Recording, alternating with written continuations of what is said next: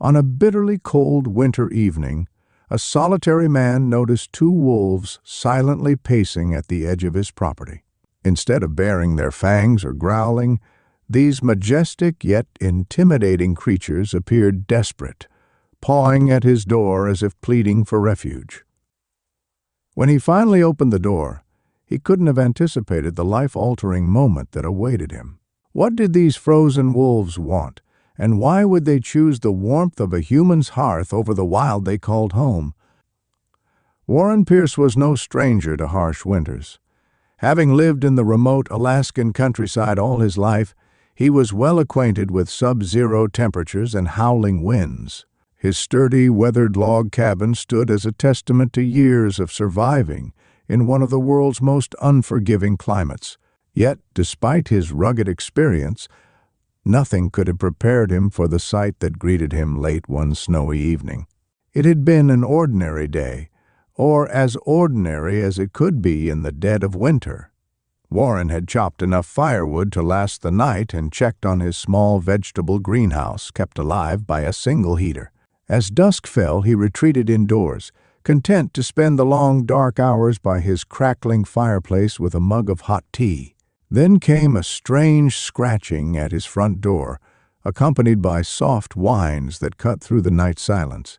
At first, Warren assumed it was a stray dog, perhaps one of the few feral canines that roamed the outskirts of town. But as he peered out the frosted window, his heart began to pound. There, on his porch, stood two emaciated wolves. Their once proud coats were matted and dusted with snow, their breaths visible in the frigid air. Instead of snarling or acting aggressively, they trembled with cold and exhaustion. One of them even mustered a weak howl, as if calling for help. Warren's instincts battled with his caution. Wolves were, after all, wild predators. But these animals didn't appear menacing. They seemed desperate. Against his better judgment, Warren grabbed a flashlight and cautiously cracked open his door. The closer wolf took a shaky step forward, its glowing eyes filled not with hostility, but with a pleading intensity. In that moment, any fear he felt was overshadowed by a surge of compassion. What had driven these creatures to seek shelter from a human? And if he let them in, would his act of kindness invite danger into his home? Thus began an extraordinary encounter between a solitary man and two wild wolves. An encounter that would test Warren's resolve, challenge his preconceived notions of nature, and lead him to an outcome no one could have predicted. Warren stood at the threshold of his cabin, his heart pounding as he took in the sight of the two wolves.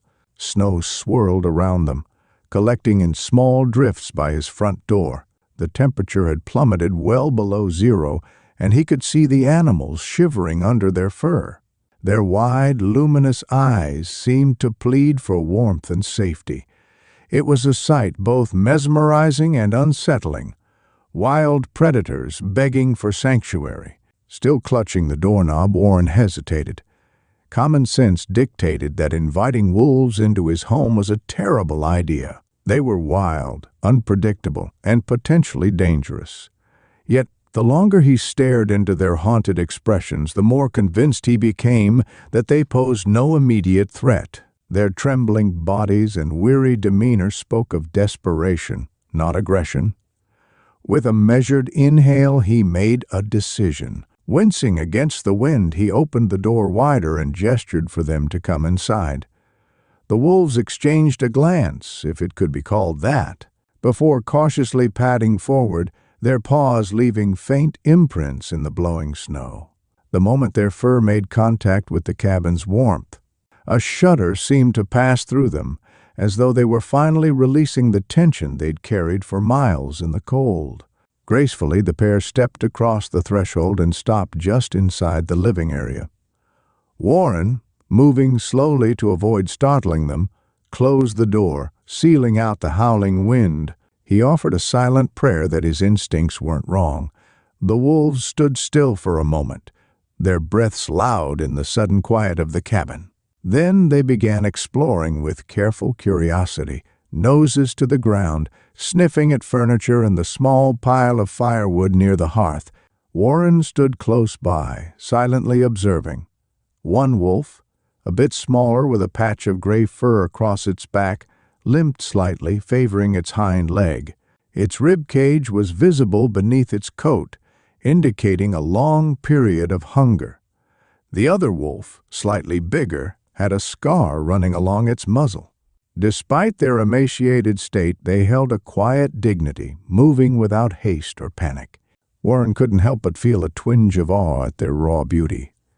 He approached the fireplace, tossing in another log to bolster the heat. The crackling flames cast dancing shadows on the walls, and the cabin filled with a warm glow. The wolves turned their attention to the fire, one of them letting out a soft whine as it drew closer. Perhaps it was the first time they'd ever been near such a source of warmth.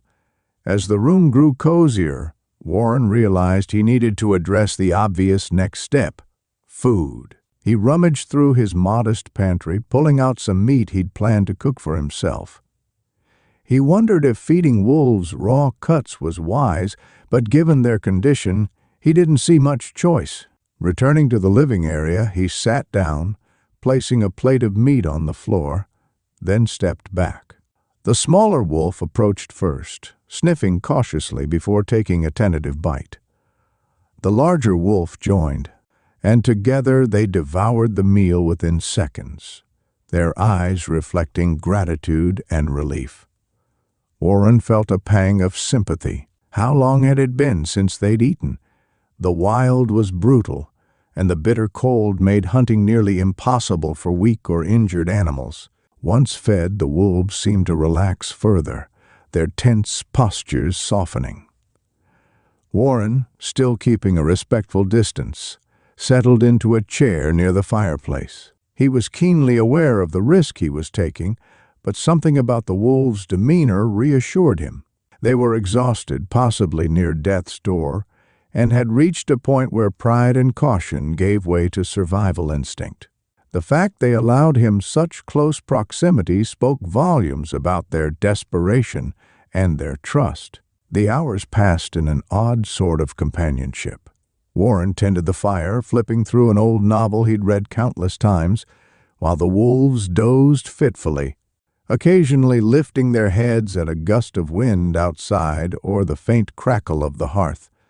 At one point, the larger wolf whimpered softly in its sleep, paws twitching as though running in a dream. Warren felt an unexpected urge to soothe it, but refrained, respecting the boundary between them. As night wore on, Warren prepared a makeshift bedding area near the warmest corner of the cabin. He coaxed the wolves there, offering blankets and extra logs on the fire. They accepted, though somewhat wearily, curling up with noses tucked under tails. Watching them, Warren realized he should probably get some rest himself. The day had been anything but ordinary, and fatigue weighed on him.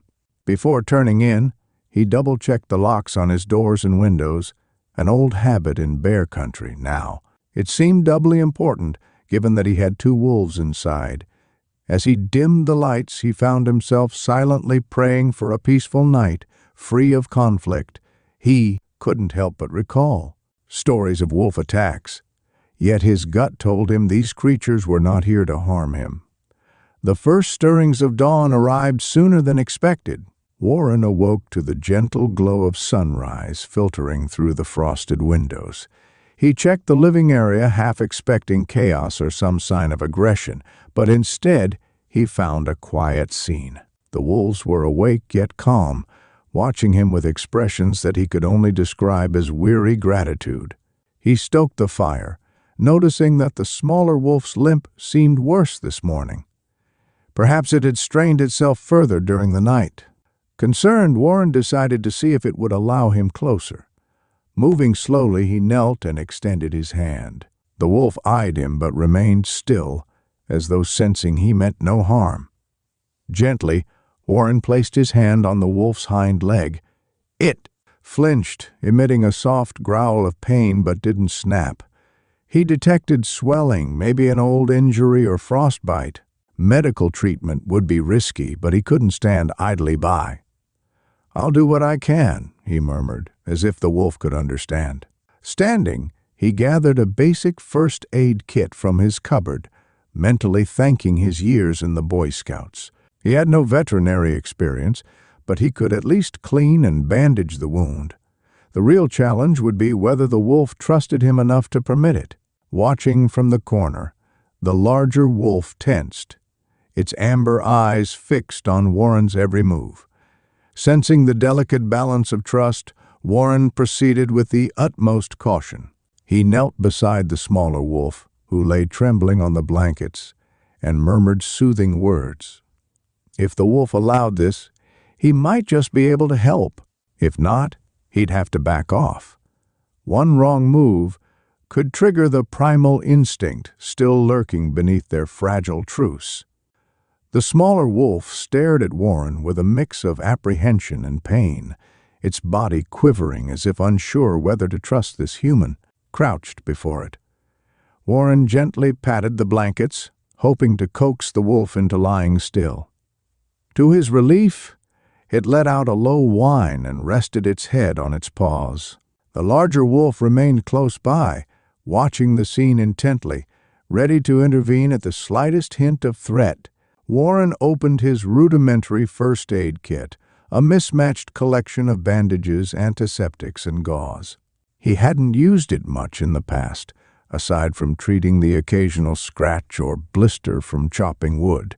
This was a different scenario entirely. He moved slowly, speaking in soft tones, aware that the smaller wolf could lash out if spooked. "Easy, fella," he murmured, placing a folded towel beneath the wolf's injured hind leg. As he dabbed antiseptic on a cotton swab, the wolf let out a faint growl but didn't pull away. The wound wasn't deep, but it was inflamed, possibly from an earlier injury that had been aggravated by the cold and constant movement. Warren's heart clenched at the thought of how much suffering this creature had likely endured in the wild winter landscape. The larger wolf paced a few feet away, letting out a low rumble of concern. Warren glanced at it, offering a quick nod in acknowledgement. "I'm doing my best," he said, as though the wolf could truly understand. He knew it was a risk to speak aloud and draw attention to himself, but he hoped his calm tone would keep the tension at bay. After cleaning the wound and applying a light bandage, Warren carefully examined the wolf's paw pads, noticing cracks and signs of frostbite. He used a mild ointment to soothe the raw skin before gently wrapping the leg with gauze. Throughout the process, the wolf flinched and whimpered, but remained surprisingly cooperative. Once he finished, Warren exhaled a breath he hadn't realized he was holding. "Done," he whispered, slowly removing his hands. The wolf exhaled through its nose, the sound almost like a sigh of relief. Warren offered a small smile, a surge of empathy welling up inside him. With the immediate medical needs addressed, Warren turned his attention to the basic matter of survival. He checked his pantry to see what remained of the food he'd given the wolves earlier. He still had enough supplies to feed them again, but his stock was limited. The realization weighed on him. If these wolves intended to stay longer than a day or two, he'd need a plan to secure more resources, something that wasn't easy during the harsh Alaskan winter. He decided to head out briefly to gather more firewood and check on potential hunting opportunities nearby. Grabbing his coat and gloves, Warren paused at the door, glancing back at the wolves. They watched him, but made no move to follow. "I'll be back soon," he said softly, as if reassuring both them and himself. Stepping outside, Warren was greeted by a stark landscape of white. The sky remained overcast, and the wind cut through his layers of clothing. He trudged through knee-high snow to the woodpile near the edge of his property, filling a sled with logs. Every so often, he scanned the horizon, half expecting to see more wolves or any sign of threatening wildlife. His mind raced with questions. Had these two been part of a larger pack? Were they outcasts? And what would happen if their pack came looking? Once the sled was loaded, Warren took a moment to survey the silent wilderness. The land was beautiful, but it also felt eerily unforgiving. He caught himself imagining the smaller wolf limping through these drifts, hungry and wounded, pushed to the brink of desperation. The thought reaffirmed his decision to help. No creature should have to endure such suffering alone. Upon returning to the cabin, Warren found the wolves lying near the fireplace. The smaller one looked to be in better spirits, occasionally licking at its bandaged leg. The larger wolf, ever vigilant, lifted its head to watch him cross the threshold. Warren unloaded the wood by the fireplace and stoked the flames, sighing in relief as the heat spread across his numb fingers. He unwrapped a portion of his remaining meat supply, placing it on a plate and setting it on the floor. The wolves approached cautiously, grateful for the meal but aware of Warren's presence. As they ate, he considered how surreal the situation was. 2 wild wolves devouring his provisions within the comfort of his living room. Yet he felt no fear, only a growing bond forged through mutual survival. Hours later, the cabin had fallen into a peaceful rhythm. Warren dozed in his armchair by the fire, the flickering light casting dancing shadows on the wooden walls. The wolves rested on the blankets he'd arranged for them, rising only to lap water from a bowl he'd placed nearby. It occurred to him that he should contact someone, perhaps a local ranger or wildlife specialist, but a part of him worried that doing so might lead to the wolves being taken away or, worse, put down if deemed a threat. Conflicted, he resolved to wait another day to see if they'd regain their strength and perhaps wander back into the wild on their own. He felt a twinge of guilt at the thought of wanting to keep them around longer. Their presence, though unusual, gave him a sense of purpose. Night fell again, and the wind howled outside. Inside the cabin, the glow of the hearth remained a steadfast beacon against the darkness. Warren, restless from the day's events, found himself pacing. The wolves watched him, their gaze quiet and understanding. It was as if they recognized his turmoil. Eventually, he sank into the chair, feeling the weight of responsibility settle on his shoulders. What would the morning bring? Would the wolves depart, returning to the life nature intended for them? Or would they linger, forging an even deeper connection to this human who had opened his heart and home? Warren couldn't be sure. All he knew was that the next few days would test his compassion, his resourcefulness, and possibly his limits. Dawn broke with a fragile light, casting a pale glow across the snow-covered landscape. Inside Warren's cabin, the warmth of the hearth enveloped him and his 2 unexpected guests. As he stirred from sleep, Warren noticed something peculiar. The larger wolf was no longer lying by the fire. A slight sense of alarm washed over him. Had it slipped out into the night? Could it have ventured back into the freezing wilderness? His concern was quickly answered by a low growl emanating from the far corner of the living room. There, standing protectively over the smaller, injured wolf, was the larger one, its ears flattened and hackles raised. It wasn't looking at Warren, however, but rather at the door. Warren's heart lurched. What had startled the wolf? Rising cautiously, he moved toward the window. Outside, in the morning's half-light, he caught sight of movement. Something was skulking just beyond the edge of his property, near the tree line. His breath fogged the cold glass as he peered out more intently. At first he thought it might be another animal, a moose or a bear, but then a human silhouette emerged from behind a thick pine. Adrenaline coursed through Warren. He didn't often have visitors, especially not during the harshest part of winter. Grabbing his coat and a flashlight, he pressed an ear to the door, listening for any sound. The larger wolf continued to growl as though reinforcing the warning that someone was out there. The smaller wolf struggled to rise, whimpering softly. "It's all right," Warren whispered, hoping to soothe them both and himself. He opened the door just a crack, a blast of cold air rushing in. Outside, the figure had vanished from immediate view, but footprints in the snow led around the side of the cabin. Warren stepped out, nerves on edge. The wind nipped at his face and he tucked his gloved hands under his arms. Scanning the tree line, he caught a glimpse of motion again near the woodpile this time. Curiosity clashed with caution.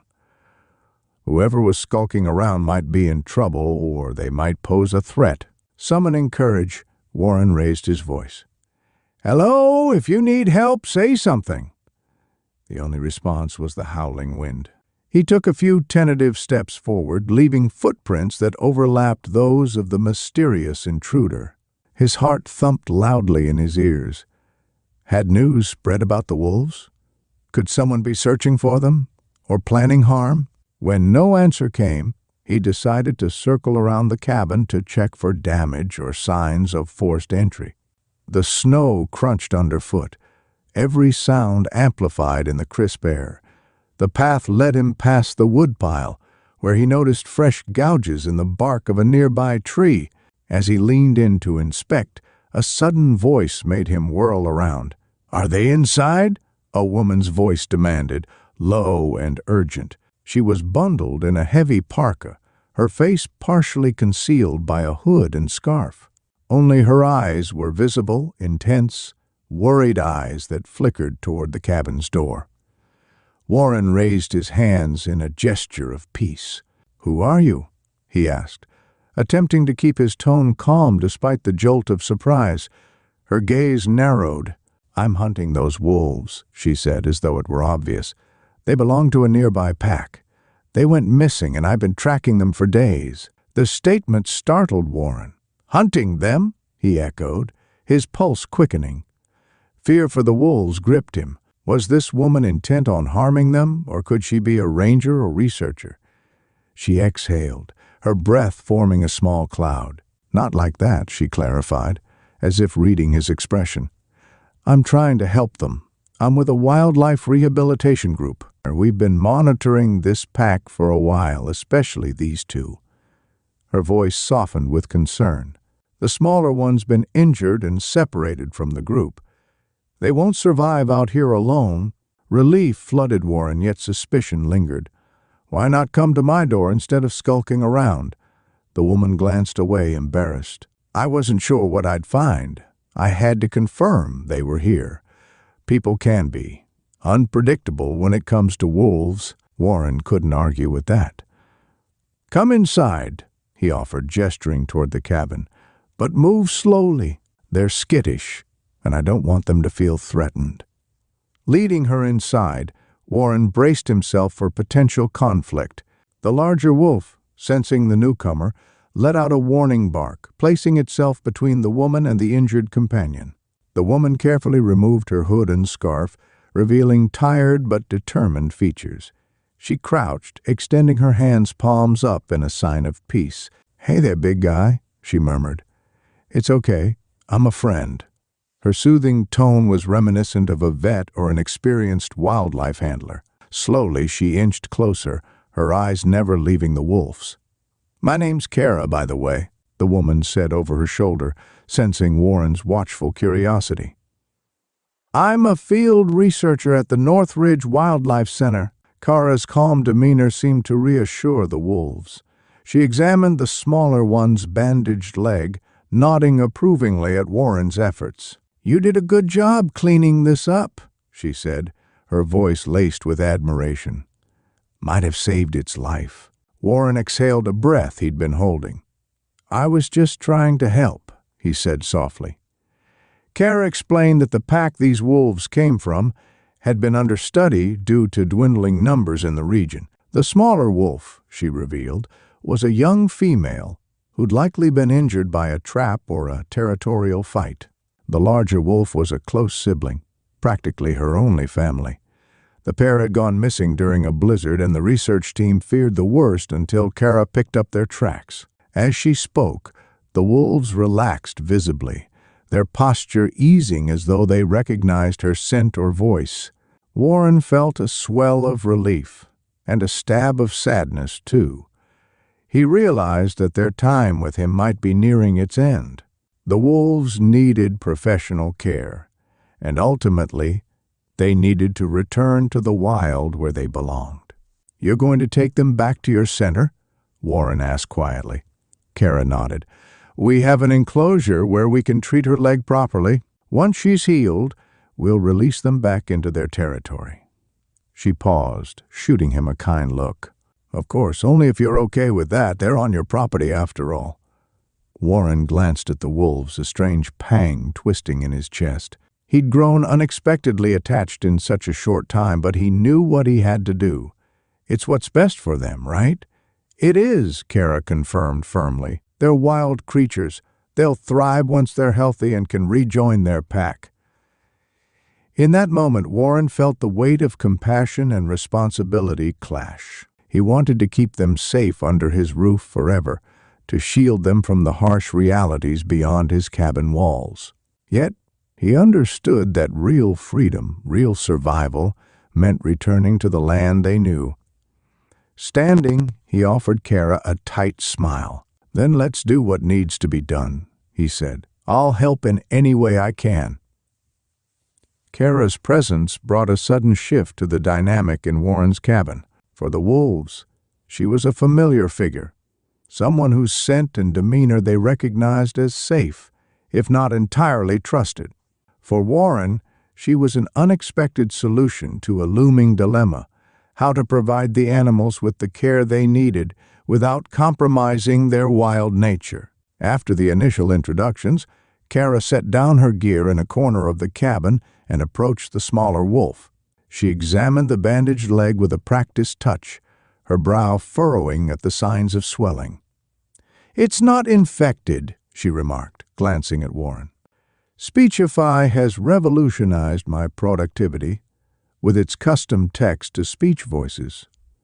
Partnering with Speechify allowed me to clone my own voice, making it faster than ever to create new audio and video content.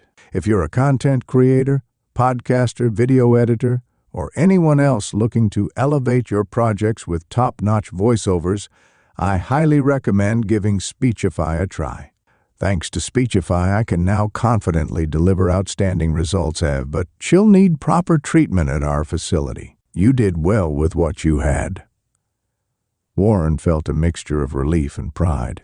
He noticed how gently Kara interacted with the wolves, speaking in a soothing tone, her posture non-threatening. The larger wolf observed her carefully, occasionally letting out a low whine as if voicing concern for its companion. "This must be her sibling," Kara said, nodding at the watchful guardian. "Wolves form strong family bonds. If she's injured, he won't leave her side." Warren gave a thoughtful nod. Over the past couple of days, he'd witnessed that bond firsthand. The bigger wolf had consistently shielded the smaller one, sharing its meager warmth during those cold, stormy nights. With evening approaching, Warren proposed they stay in the cabin one more night before attempting to transport the wolves. Kara agreed, noting the need to keep the stress on the animals as low as possible. She suggested they gradually acclimate them to being in a carrier or a vehicle, if they could arrange one nearby. "I have a snowmobile," Warren offered. "It could help us reach your team faster, or carry them part of the way if the roads are impossible." Kara's face lit up with gratitude. "That would be perfect. My truck's parked a few miles out, but the snow's too deep to drive it here safely." They spent the next hour discussing logistics. The plan was for Kara to radio her colleagues at dawn. They'd prepare a safe enclosure at the Wildlife Center, and Warren would help transport the wolves over the snowy terrain. It sounded straightforward, but Warren knew the wilderness rarely cooperated with human plans. As the sun dipped below the horizon, the cabin took on a gentle glow from the fire. The two wolves, Karma now, rested side by side, their breathing slow and steady. Kara observed them with a tender gaze. "I've tracked them for months," she said quietly. "They used to run with a pack of about 6, but then we lost their signals during a blizzard, and I feared the worst." Warren poked at the embers in the fireplace, a pang of empathy tugging at him. "They must have been separated somehow. It's a miracle they found me, or that I found them." Kara nodded. "Wolves are highly social. Being cut off from their pack can be a death sentence, especially for an injured member. It's amazing they survived this long." Their conversation drifted to lighter topics: her life as a researcher, Warren's quiet existence in the remote cabin, the challenges of living in such unforgiving conditions. Outside, the wind had died down, leaving a stillness that felt both peaceful and eerie. Every so often the wolves shifted or let out a soft exhale, reminding Warren of their presence and the delicate trust they had offered him. Before turning in for the night, Warren set out food for the wolves once more. Kara, cautious but intrigued, observed his method. She was impressed by how at ease the animals seemed around him. "You've done something incredible here," she said, her voice laced with admiration. "Most wolves would be too terrified or aggressive to enter a human's home like this.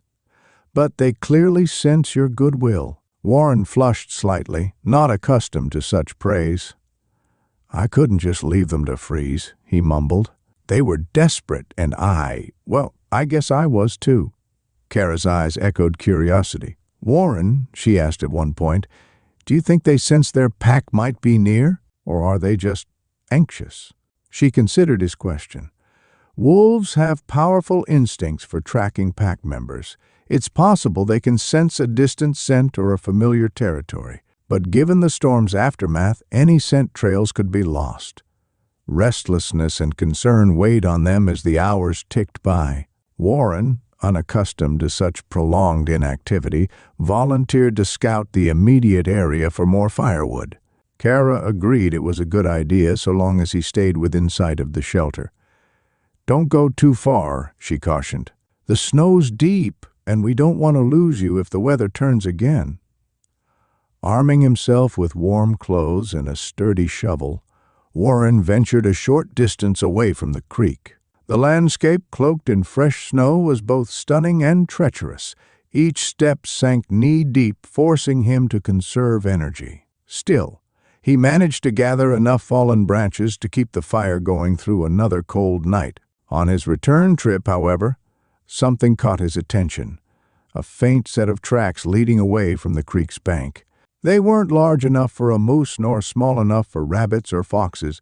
His heart quickened, suspecting they might be wolf tracks. But were they from his two wards, or another animal entirely? Curiosity prodded him forward. He followed the tracks for a short while, noticing the stride seemed uneven, as if the wolf, if it was a wolf, was limping. Could it be another injured member of the same pack? Or perhaps the smaller wolf had wandered around before he'd taken it in? The question swirled, fueling his sense of urgency. A sudden gust of wind lifted the surface snow, stinging his face and blurring his vision. Warren realized he had strayed farther than intended. The shelter was now out of sight.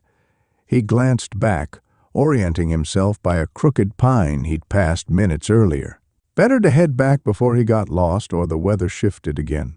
But as he turned, he caught a glimpse of movement in the corner of his eye, a flash of gray fur among the trees.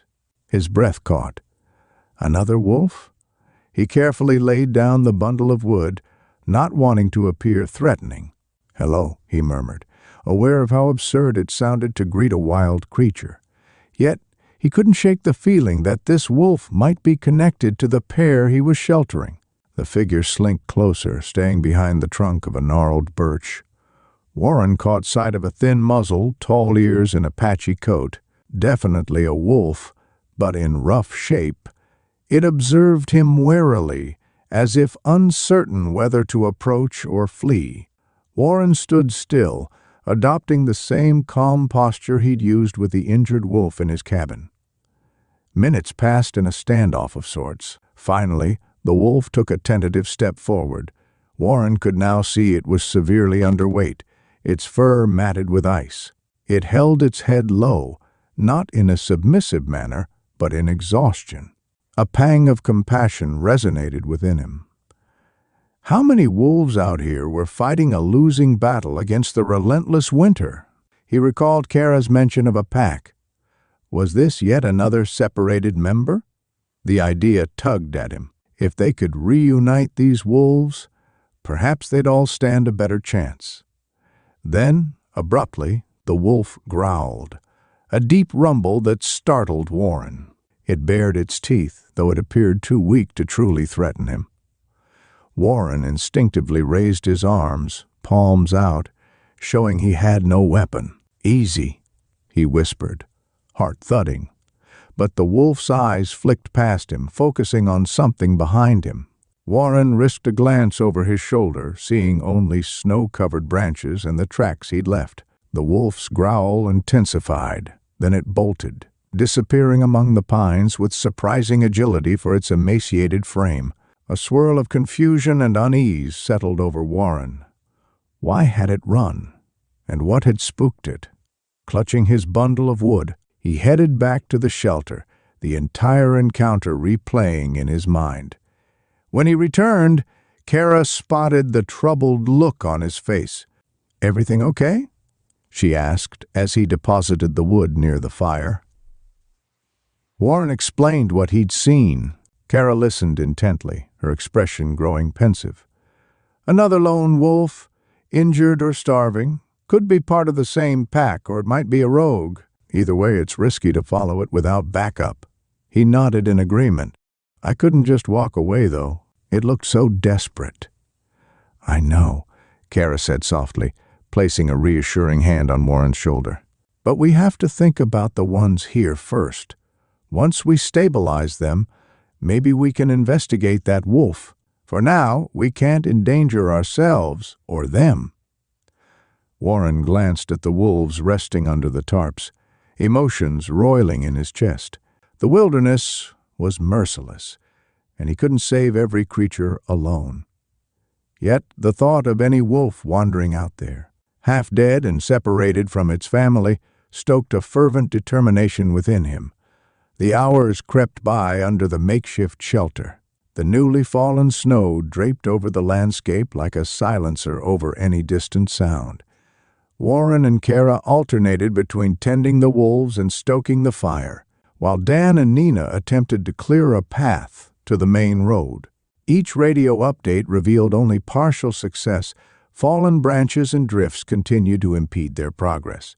Yet Warren's thoughts kept returning to the third wolf he'd glimpsed in the woods, its gaunt form, the fearful glint in its eyes.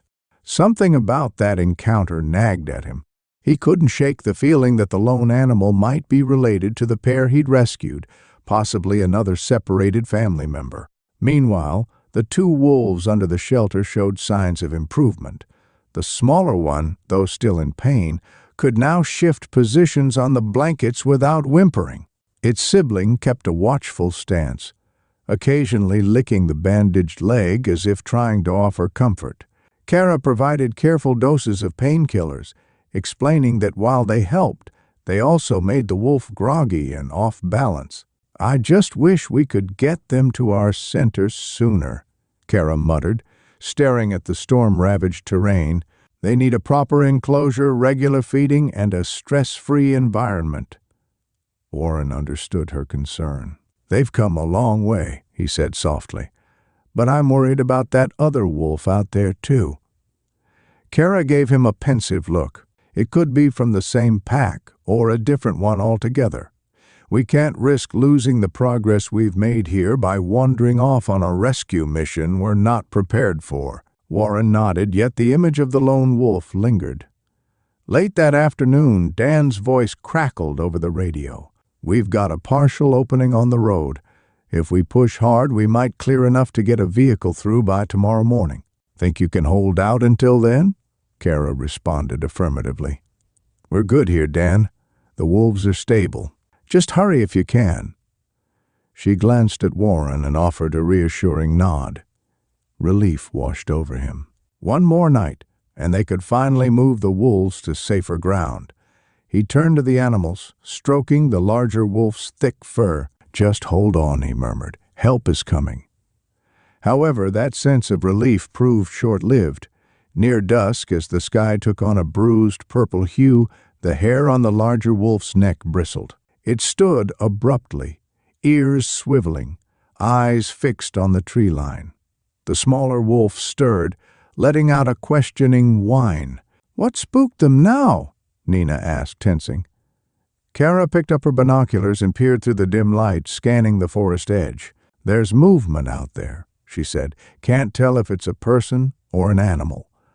A cold knot formed in Warren's stomach. "Might be that lone wolf I saw before."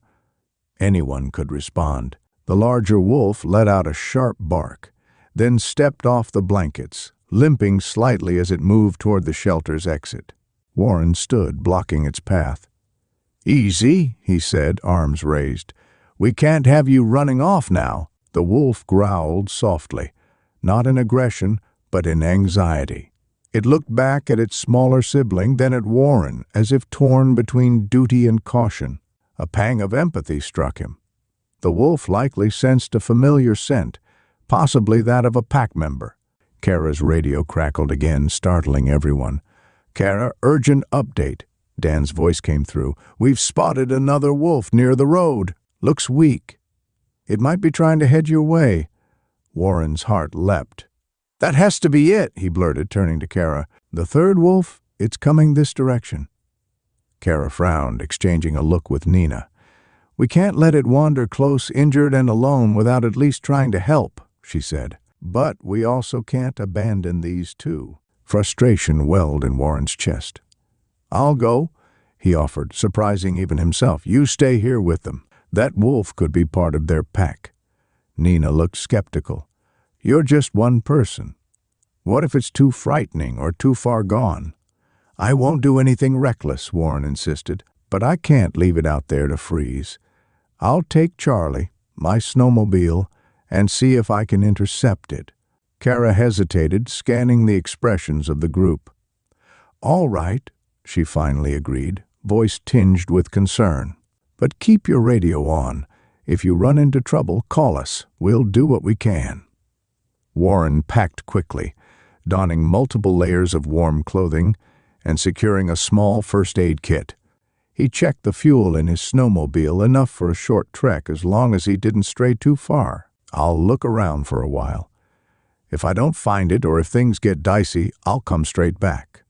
The two wolves watched him go, the smaller one letting out a low whine as if sensing another departure.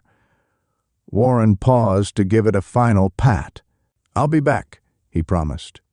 As he mounted his snowmobile and revved the engine, the larger wolf let out a howl, a forlorn, echoing note that resonated against the snow. Warren shivered at its haunting beauty. "Hang tight," he murmured, steering away from the shelter. The twilight deepened as he navigated the snowy terrain, guided by footprints and half-remembered landmarks. Dan's report suggested the lone wolf was near the partially cleared road, so Warren aimed for that route, mindful of drifts and hidden ice. Each roar of the engine felt jarring against the otherwise silent wilderness. At last, he spotted movement near a stand of spruce trees. Cutting the engine, he dismounted and grabbed his flashlight. He advanced cautiously, heart pounding. The silhouette of a wolf emerged, thin, limping, its ribcage alarmingly visible. It let out a faint growl when Warren came within a few yards. "I'm not here to hurt you," Warren said, pitching his voice low.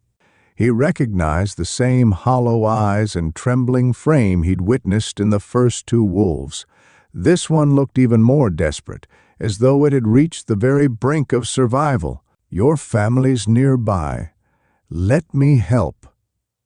The wolf staggered, collapsing onto its haunches. A wave of pity surged through Warren as he closed the gap. From behind a spruce trunk, another figure emerged, Dan, rifle slung over his shoulder. "Easy," he cautioned, "or we don't want it to bolt." Warren nodded, relieved for the backup. He knelt in the snow, offering his hand in that now familiar gesture of peace. Would the wolf sense his sincerity, or would it lash out in fear? The wolf lifted its head, eyes reflecting the faint glow of Warren's flashlight. For a heartbeat, man and beast shared a silent communion, the swirling snow momentarily forgotten. Warren knelt in the snow, his heartbeat thunderous in his ears. The third wolf, a ragged specter of the wild, lay exhausted before him, its breath shallow. Dan stood a few paces behind, rifle slung but ready. The air crackled with tension, as though the entire forest held its breath. waiting to see whether this desperate creature would accept or reject the help being offered. "Easy there," Warren murmured, inching closer. His outstretched hand trembled slightly, a testament to the emotional stakes. He was no trained wildlife expert like Kara, but empathy and instinct guided him. A swirl of wind caught the edges of his coat, carrying his scent toward the wolf. The animal's nostrils flared, and it let out a low, haunted whine. For a moment, Warren glimpsed a flicker in the wolf's tired eyes. Recognition, perhaps, or some faint memory of safety. Then it slumped, too weak to resist or flee. Gathering his courage, Warren carefully laid a blanket he'd brought over the creature, speaking in soft murmurs. "You're all right," he said, wishing his words could truly penetrate the wolf's fear. "We'll get you to your family." Dan approached slowly, scanning the surrounding trees for any sign of danger. "We should get it back to Kara," he whispered. "If we're lucky, this wolf might be the missing piece of the puzzle." Warren nodded. He gently lifted the wolf's head, amazed at how light it felt despite its size. The poor animal must have been starving for weeks. "Let's move it carefully," he instructed, glancing at Dan. "I'll hold the front, you support the hindquarters." Between the two of them, they maneuvered the limp wolf onto a sled they'd brought, one similar to the makeshift contraption Warren had used for the other two. The wolf whimpered softly, but its exhaustion seemed to overshadow any remaining fight. Once secured, Dan took the lead, towing the sled behind his own snowmobile, while Warren followed on Charlie, his battered old machine. The journey back to the temporary shelter proved both tense and bittersweet. On one hand, Warren's heart soared at the prospect of reuniting this lone wolf with the injured pair. On the other, he worried about how they would react. Wolves had intricate social hierarchies, and there was no guarantee the newcomer would be welcomed. Yet he clung to hope, recalling the devotion he'd witnessed among the two wolves in his cabin. By the time they arrived, dusk was falling. The sky was painted with streaks of lavender and orange, a rare beauty that offered a momentary reprieve from the biting cold. Kara rushed to meet them, eyes wide with concern. "You found it?" she asked.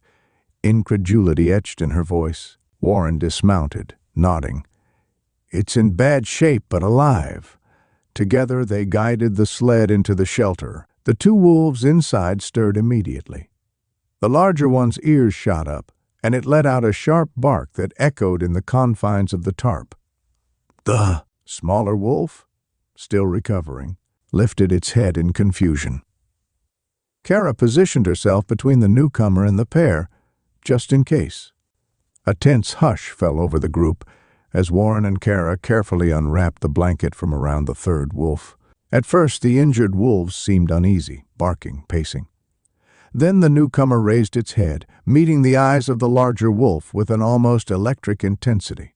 A soft, pleading whine followed, and the larger wolf's posture shifted from guarded aggression to sudden recognition. It closed the distance, sniffing the newcomer, ears flattening as though in empathy. The smaller wolf let out a low whimper, half rising on bandaged legs. All three wolves seemed locked in a silent conversation, their bodies communicating in ways words never could. Kara exhaled, relief visible in her posture. They know each other. Look at how they're greeting, no snarling, no hackles raised. This is definitely part of their family unit. Warren felt tears sting his eyes. To witness such a raw, intimate moment among wild creatures was humbling. He found himself stepping back, giving the wolves space to reaffirm their bonds. The third wolf, despite its weakness, managed to nuzzle the injured sibling's muzzle, a slow, tender gesture that spoke volumes. The larger wolf hovered protectively, ensuring every move was peaceful. Soon the three wolves nestled together on the blankets, a small pack reunited. Their soft whines and licks seemed to reassure one another, "We're here. We survived." For Warren and the others, it was a moment of collective awe, overshadowing the hardships of the preceding days. "You did it," Kara whispered to Warren, her gaze flicking to the sled. "If you hadn't gone out there, that wolf might have perished alone in the snow." He shrugged, overwhelmed by emotion. "We all did this. Really, I had to try." Their reverie was broken by the crackle of Kara's radio. Dan's voice, urgent. "Road is finally clear enough for a truck. We're on our way to your location, 20 minutes tops." Everyone sprang into action. The wolves needed safe transport, and with the family now complete, the mission took on an even deeper significance. Nina prepared sedatives in case the wolves panicked during the journey. Warren offered to help load them, though his heart clenched at the thought of letting them go. When Dan and Nina arrived with a sturdy vehicle, the group carefully moved the 3 wolves into large, padded crates. The newcomer put up the most resistance, but with gentle coaxing and mild sedation, they settled down. The reunited pack maintained visual contact through the crate's mesh, their gazes filled with what Warren could only interpret as trust and resignation, knowing, somehow, this was part of their path to recovery. Under the glow of headlights, Warren stood with Kara, watching as Dan secured the crates. Snow glistened underfoot, a quiet witness to a moment that felt both victorious and bittersweet. "You're welcome to visit them at the center," Kara said. "They'll need time to heal and adjust, but once we're sure they can handle it, we'll release them back into the wild." Warren nodded, swallowing hard. "I'd like that," he managed, his voice thick. "I need to see them free where they belong." Kara smiled softly. "And I'm sure they'll be glad to see you, too." The engine roared to life, headlights cutting through the twilight as the vehicle pulled away. Warren felt a tear slip down his cheek, tears of relief, gratitude, and an unexpected ache at their departure. He reminded himself this was the right outcome, a family reunited, given a second chance at survival. In the hush that followed, he whispered a final goodbye to the wolves, imagining their breath steaming in the cold, hearts beating in unison with the wild. Then, turning to Kara, he mustered a shaky smile. "Thank you," he said, "for everything." Kara squeezed his arm. "No, thank you for giving them a chance and reminding us all why we do this." The days that followed felt strangely quiet for Warren.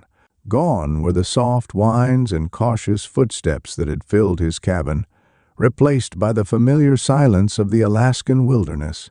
Yet this silence no longer felt lonely. In the place of wolves and uncertainty, there was now a profound sense of peace and purpose. In the evenings, Warren found himself gazing at the horizon, recalling each moment he had shared with the 3 wolves.